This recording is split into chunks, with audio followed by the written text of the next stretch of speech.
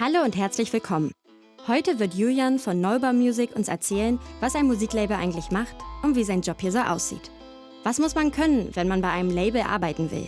Wie ist er selbst dazu gekommen? Und wie verschafft man Acts und ihrer Musik die Aufmerksamkeit, die ihnen gebührt? Um all das zu erfahren, treffen wir Julian in den Räumlichkeiten einer Hamburger Audioagentur. Los geht's!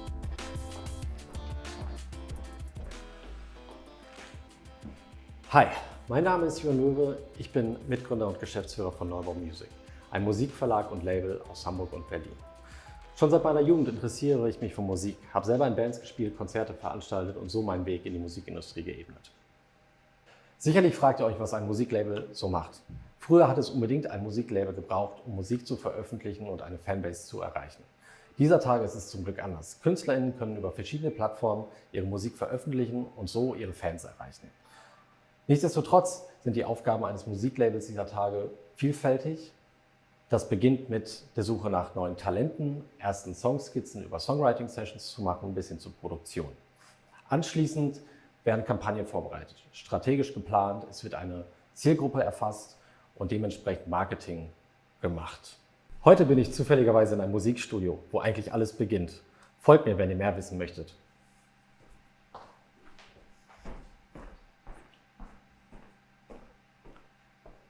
Hey Julian, hier spricht die Regie. Was machst du denn eigentlich im Aufnahmestudio da? Ja, das ist eigentlich der Ort, wo alles beginnt. Schaut euch gerne mal um.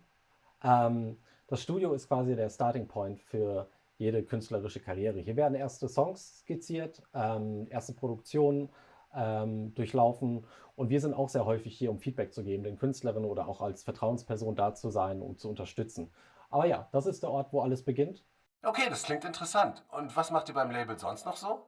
Ja, neben den kreativen Tätigkeiten, zum Beispiel Einfluss auf Songs zu nehmen, gibt es natürlich auch organisatorische Rollen oder Rollen im Marketing bei einem Label, die vielschichtig sind. Wir haben viel mit Social Media zu tun. Das ist dieser Tage unumgänglich, um eine direkte Kommunikation und auch Beziehungen zu Fans aufzubauen. Da unterstützen wir unsere Künstlerinnen sehr, bis hin zu Marketingmaßnahmen, die letztendlich dazu führen, dass wir Songs verfügbar machen auf Spotify, Apple Music, Amazon Music und so weiter und schauen, dass wir noch mehr Fans erreichen. Das ist grundlegend unser Job. Und sagen wir, wenn ich das jetzt auch machen möchte, ne? Wie fange ich das an? Wie komme ich da hin? Es gibt verschiedene Möglichkeiten in der Musikindustrie anzufangen. Der klassische Weg ist eine Ausbildung in einem Betrieb wie bei uns. Wir bieten das an als Kauffrau oder Kaufmann für audiovisuelle Medien. Das ist so der klassische Weg. Darüber hinaus kann man aber auch einen anderen Berufsabschluss haben und über ein Praktikum sich bei einem Betrieb, einem Label bewerben. Oder man studiert sogar an einer Hochschule, beispielsweise der Popakademie Mannheim, für Musikmanagement.